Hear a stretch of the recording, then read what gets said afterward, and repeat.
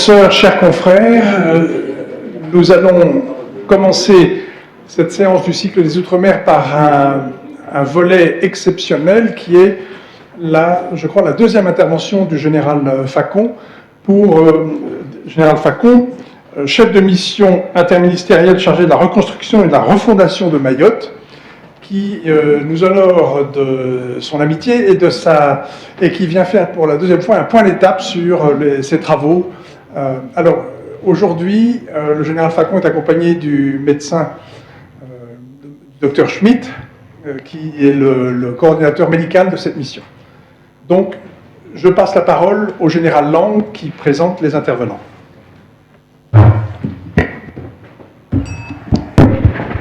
Bien, Monsieur le Président, Monsieur le Secrétaire perpétuel, chers consoeurs, chers confrères, je vais aller très vite pour deux raisons. La première, parce que nous sommes contraints par l'horaire. Si j'ai bien compris, un certain nombre d'intervenants qui vont suivre dans la séance d'après sont en visioconférence et le timing est un peu serré.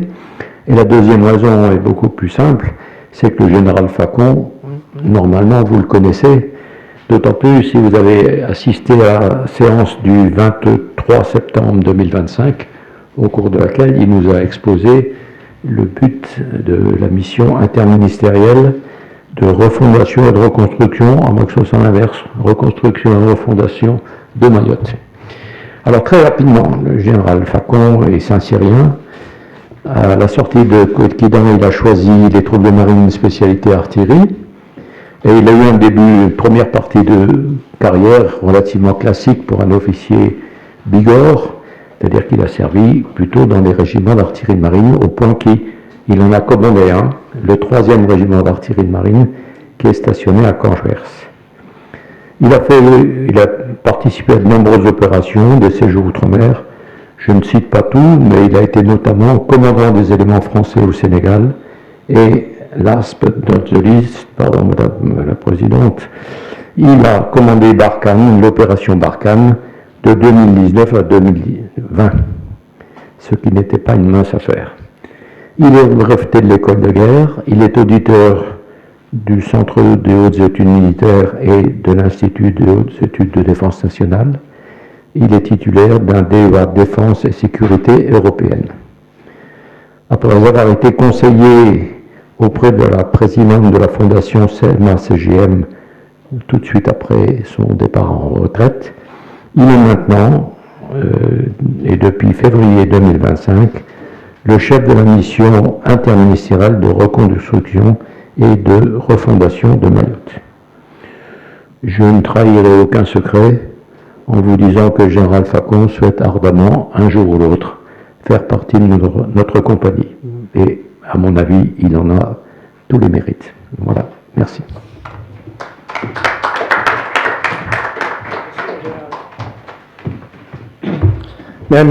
Monsieur le Président, Monsieur le Secrétaire perpétuel, Mesdames et Messieurs, merci infiniment de nous donner à nouveau la parole. On s'était vu le 23 septembre. On va faire un rapide exposé en une demi-heure, promis. Et je suis accompagné aujourd'hui de mon ami Dr Schmitt, Christophe Schmitt, qui est inspecteur général des affaires sociales, qui se présentera, parce qu'il n'est pas que médecin, et qui vous fera un point sur la santé à Mayotte, parce que c'est un sujet qui est en tant que tel un des éléphants dans le couloir, la situation qui prévaut sur ce territoire.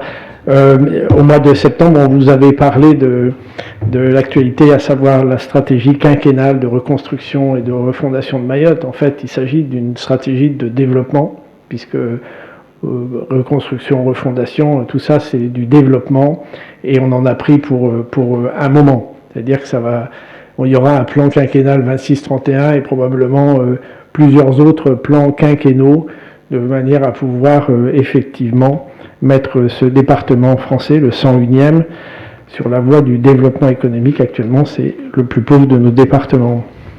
Le point d'actualité, c'est que nous, la mission existe depuis 14 mois, donc elle est baquée en quelque sorte par une loi de programmation Mayotte qui date de l'été 2025, un nouvel établissement public de reconstruction et de développement qui était apparu 25 jours avant la dernière intervention, au mois de septembre, et qui aujourd'hui n'est pas seulement chargé de faire de la viabilisation de foncier et de vente de foncier, mais qui est aussi en charge de la supervision des grands projets d'aménagement à Mayotte, qui s'implique actuellement en particulier dans la construction des écoles du premier degré. Alors vous me direz, ça n'incombe pas à l'État normalement, mais en fait à Mayotte c'est malgré tout le cas. Et ça c'est très important. Cet établissement public de reconstruction et de développement n'est pas seulement un établissement public foncier, mais c'est un établissement qui supervise, assure la maîtrise d'ouvrage sur les grands projets. Parmi les grands projets, il y a naturellement l'aéroport, le nouvel aéroport qui doit être créé d'ici 10 ans, à Mayotte, dans la partie nord-est de l'île, les retenues collinaires, l'usine de dessalement, etc.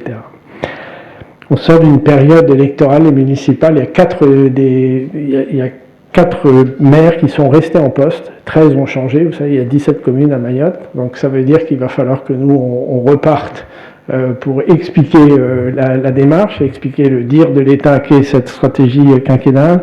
La situation actuelle, elle est marquée, on va pouvoir en reparler par la situation de l'eau, les tensions sur l'eau. On n'est pas dans la situation de 2023, mais il ne pleut pas assez, donc cela préfigure peut-être quelques tensions, en tous les cas un accroissement de ce qu'on appelle les tours d'eau en termes de durée, passant de 36 à 48 heures. Il y a toujours une tension migratoire forte, moins celle liée aux Comores que celle liée aux migrations d'Africains originaires des Grands Lacs qui posent un certain nombre de difficultés puisque eux, pour le coup, demandent à bénéficier du droit d'asile et s'inscrivent dans une démarche qui est plus compliquée à gérer que l'économie circulaire que l'on peut connaître à Mayotte à travers les arrivées et les départs des Comoriens venus principalement d'Anjouan. Point important, il y a le recensement, dont vous vous souvenez, on a parlé au tout début dans le cadre de Mayotte debout, un engagement qui avait été pris par le Premier ministre Bayrou. Ce recensement, il est en voie d'achèvement, il est naturellement extrêmement important puisqu'il concerne la totalité du territoire. Je parle sous le contrôle des démographes, mais généralement on fait des recensements par quartier, enfin par portion. Là, en l'occurrence, c'est un recensement complet qui va permettre de savoir exactement combien il y a de personnes présentes sur cette île, et ce qui évidemment va avoir une incidence sur le développement des politiques publiques. Donc nous sommes chargés, nous, de coordonner finalement, d'assurer la cohérence au titre de la loi de programmation Mayotte et en particulier du rapport annexé à cette loi dans sa partie 5.1. On ne va pas vous faire un détail complet du déroulement de la stratégie. Pour mémoire, on se souviendra que cette stratégie, elle comporte 5 domaines transverses. La protection de la biodiversité, donc tout ça est en cours avec un gros travail sur ce qu'on avait évoqué au mois de septembre pour essayer de comprendre quels sont les écosystèmes et avant de replanter, bien mesurer quels sont les effets de bord de ces processus de reboisement ou de réhabilitation d'un trait de côte pour bien mesurer finalement quelles peuvent être les conséquences aussi négatives. Donc il y a un gros travail qui est effectué actuellement dans ce domaine-là. On a le domaine de l'attractivité du territoire qui reste en particulier attirer des fonctionnaires sur le territoire, ce qui est complètement corrélé avec la question du logement. On est aujourd'hui en train de travailler sur une trajectoire de construction de logements d'ici 2027 d'un volume de 1500 logements par an, ce qui permettra de loger les fonctionnaires, d'attirer des fonctionnaires sur le territoire. Question de la lutte contre l'immigration clandestine, j'en ai parlé, c'est principalement la question associée aux Africains venus des Grands Lacs. La question également de la convergence sociale. En ce moment même, une réunion interministérielle est chargée d'acter le calendrier de cette mise en place de la convergence sociale. Il s'agit de quoi? De l'alignement du SMIC et également de toutes les contributions qui peuvent être associés à nos compatriotes là-bas sur place. L'idée, c'est d'aboutir, et heureusement, à une forme d'égalité réelle entre les Français qui vivent à Mayotte et les Français qui vivent à l'extérieur de ce territoire. Donc là, ça progresse. Je pense que dans la prochaine version révisée de la stratégie, on aura effectivement le calendrier de mise en œuvre de cette convergence sociale. On avait évoqué la dernière fois avec la préfète Anne Cornet la question foncière, donc ça, là aussi, ça avance grâce au soutien extrêmement fort du ministère de la Justice, puisque le ministère de la Justice a naturellement en matière de titrement foncier un rôle absolument déterminant à jouer.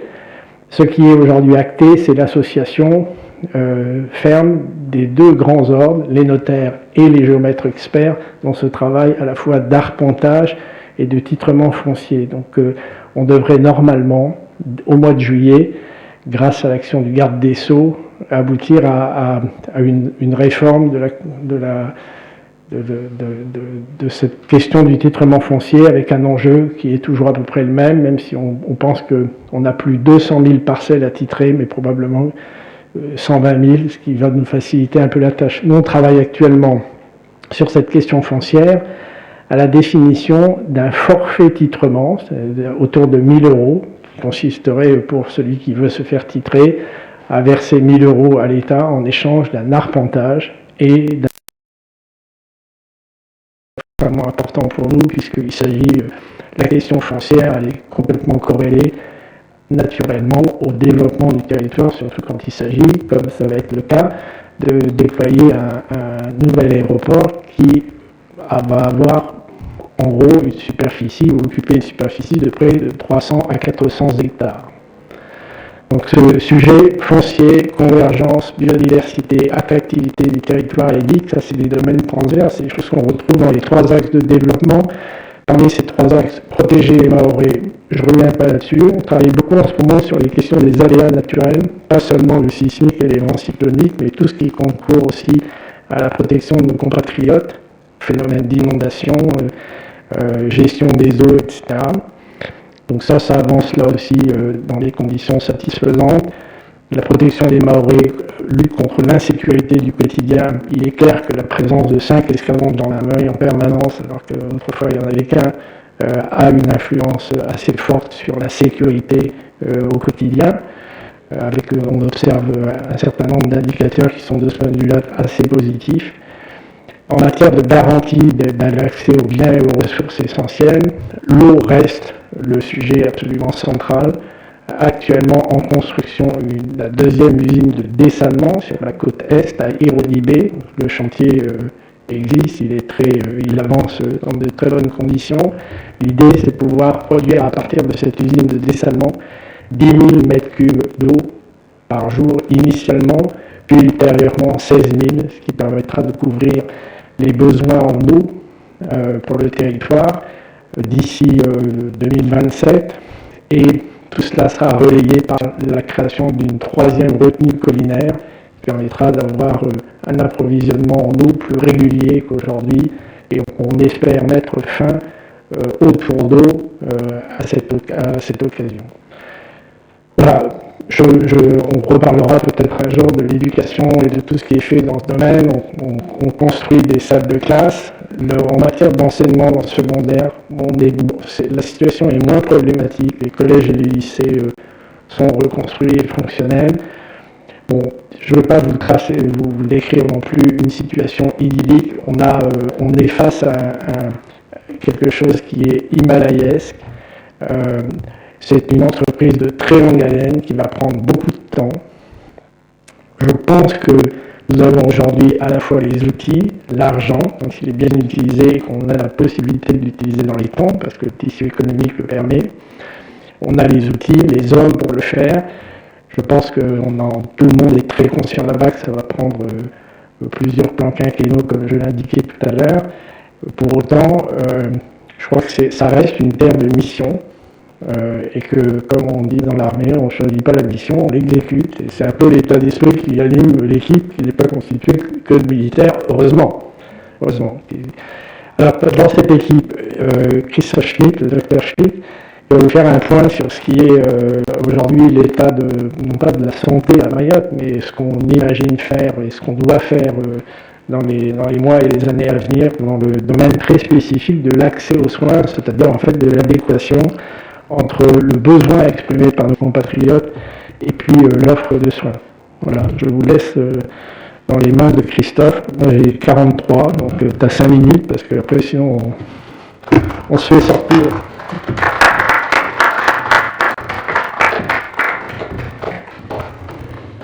Monsieur le Président, Monsieur le Secrétaire perpétuel, Mesdames, Messieurs, je suis très heureux d'être ici et je vous remercie de votre accueil très chaleureux.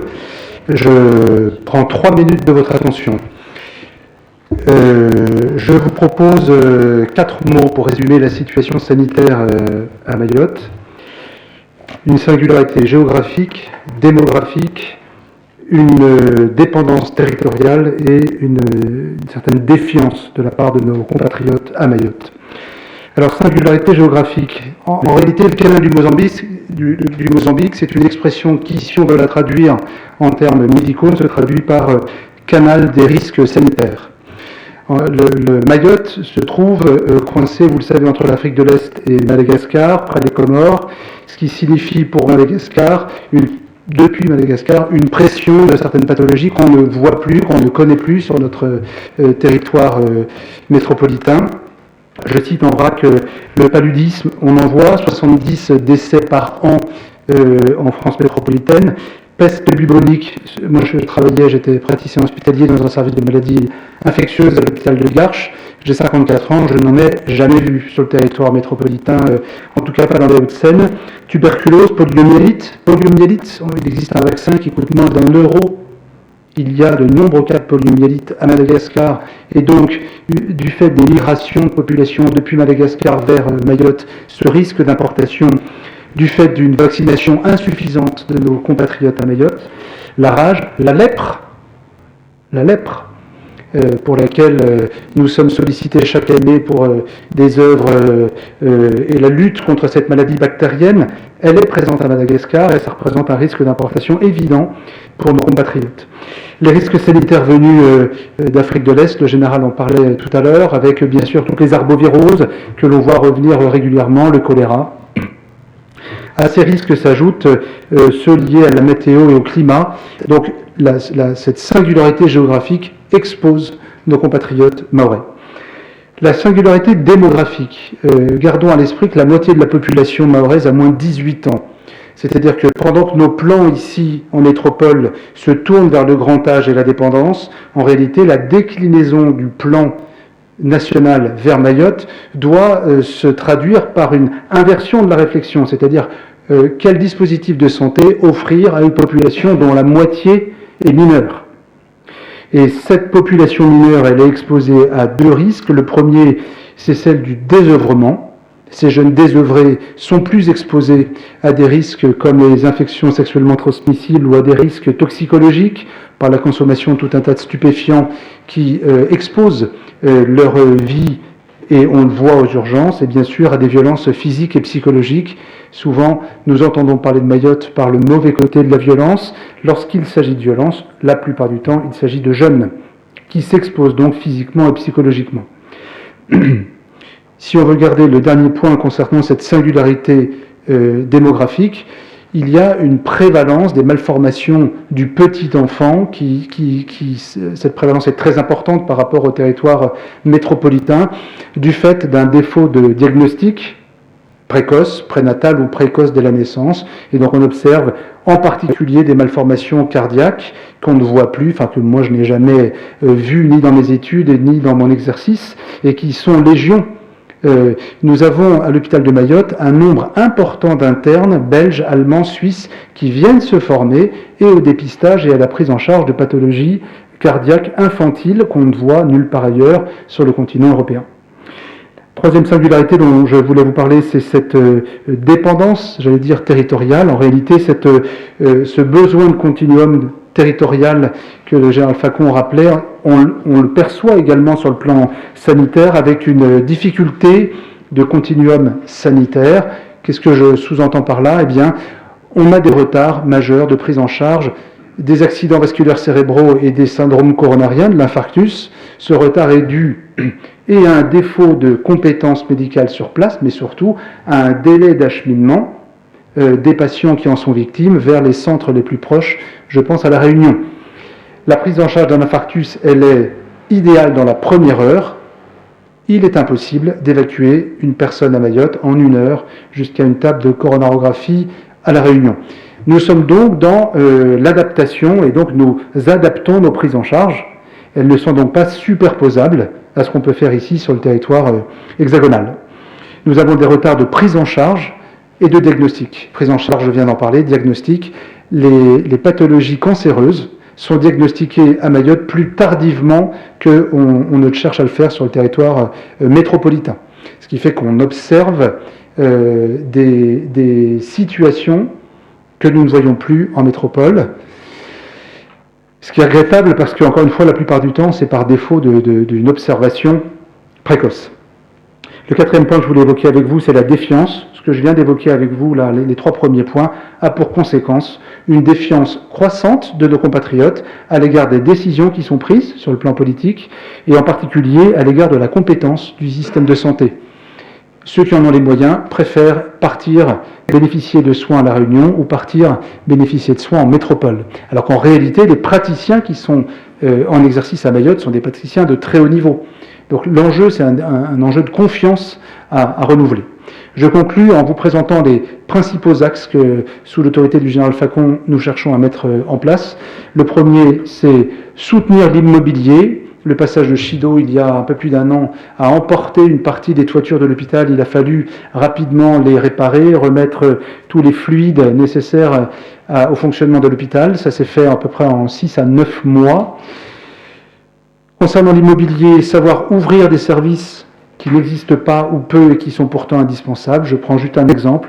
Le service de psychiatrie sur le territoire de Mayotte, ce sont 5 lits d'hospitalisation et 2,8 ETP, équivalent temps plein. Il y a 2,8 psychiatres pour une population qui oscille entre 320 000 et 350 000 habitants. Donc à 2,8 et avec 5 lits, on sait à l'avance qu'ils ne peuvent pas répondre aux besoins de cette population.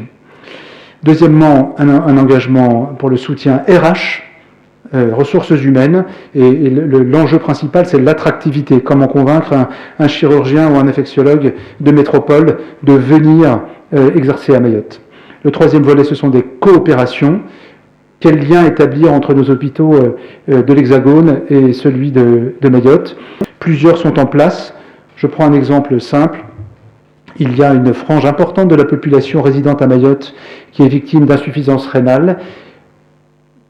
Pas tous, mais une partie des traitements reposent sur la dialyse. Et il y a des gestes simples, vasculaires à mettre en place qui n'existent pas sur place. Et donc nous cherchons à impatrier sur le territoire ces gestes chirurgicaux. Les 2 points d'attention, ce sera mon point de conclusion, c'est l'ouverture du 2e hôpital. Nos compatriotes mahorais et les élus nationaux sont insistants à juste titre pour l'ouverture d'un 2e établissement. Le président de la République a soutenu cet engagement, ce qui a une conséquence pratique pour nous, trouver des ressources humaines. Construire l'hôpital, je pense que nous saurons faire. Trouver les infirmières, les sages-femmes et les médecins pour le faire tourner, ça risque d'être un petit peu plus difficile. La deuxième et le dernier point que je voulais évoquer avec vous, c'est la volonté de nos autorités de rapprocher les universités et les territoires. Pour dire les choses différemment, le président de la République a souhaité qu'il puisse y avoir une université, et je traduis ça dans mon champ de compétences, une faculté de médecine dans chacun des territoires.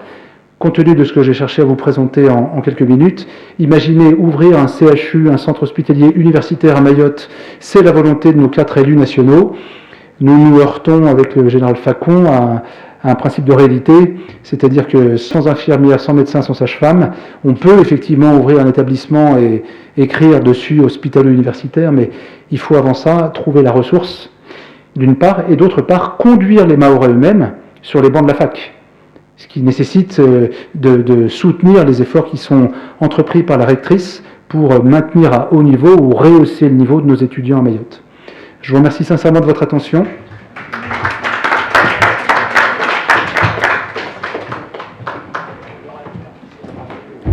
Voilà, donc on a essayé en quelques minutes de vous dresser un tableau et naturellement très succinct à grands traits, Madame la ministre.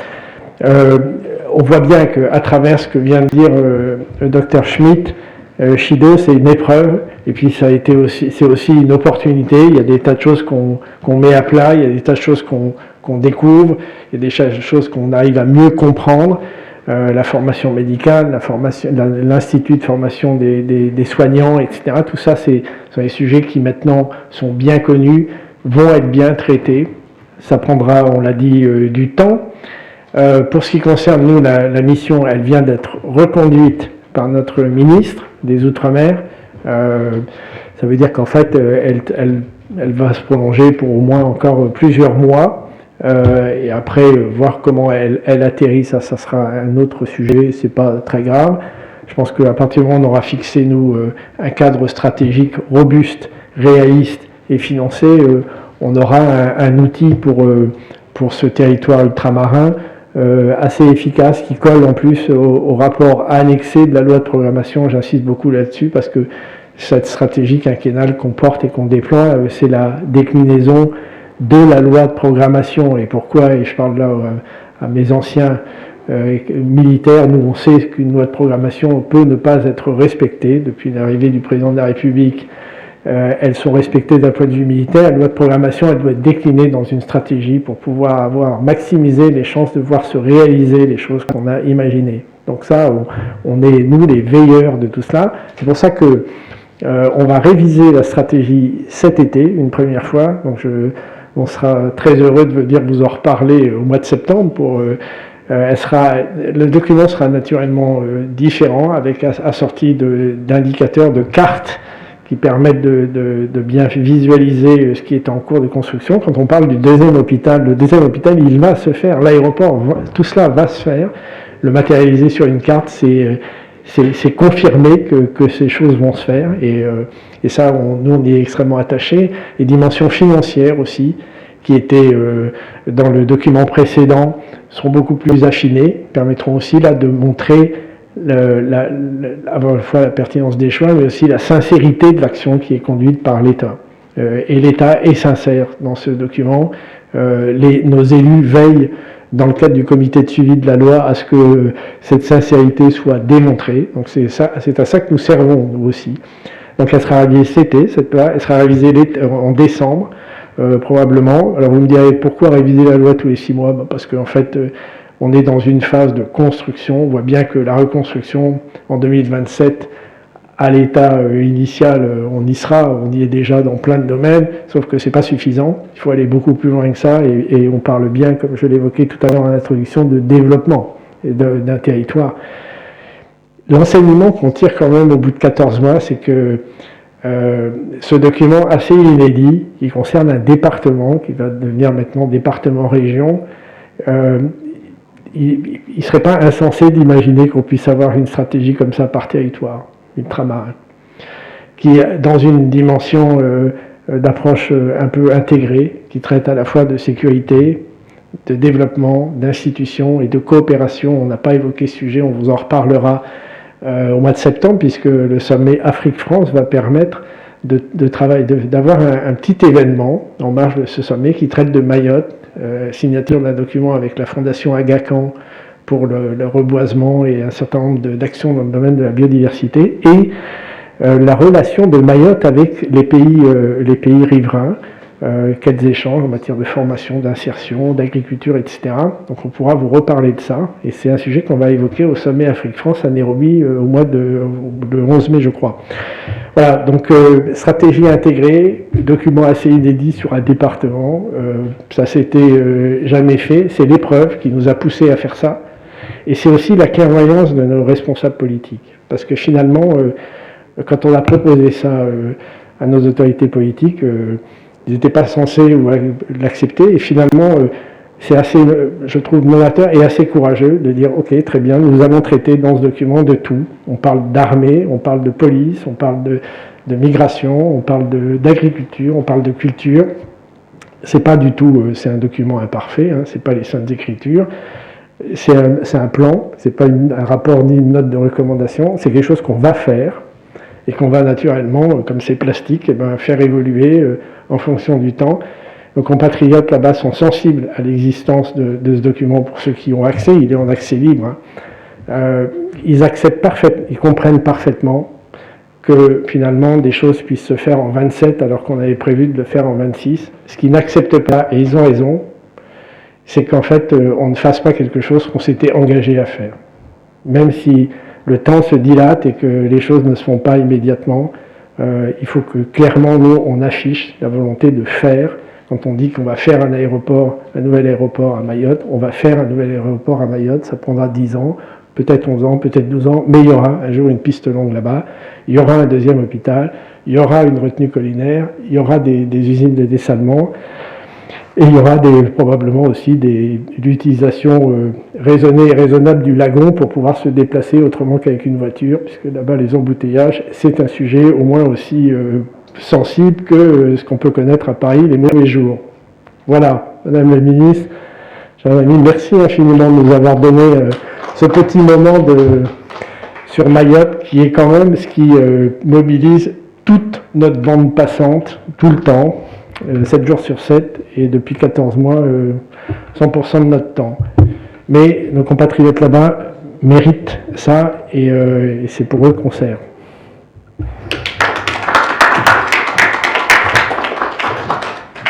En général, je vous remercie de cet exposé, et docteur aussi, docteur Schmitt, je vous remercie de cet exposé vraiment remarquable et extraordinairement éclairant.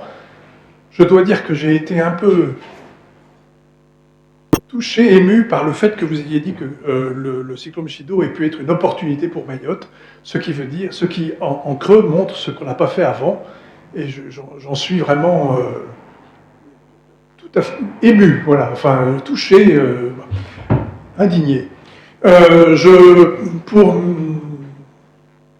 mes confrères, le général Facon a bien voulu déposer pour la bibliothèque de l'Académie un exemplaire de ce document stratégique quinquennal pour la reconstruction et le développement de Mayotte 2026-2031.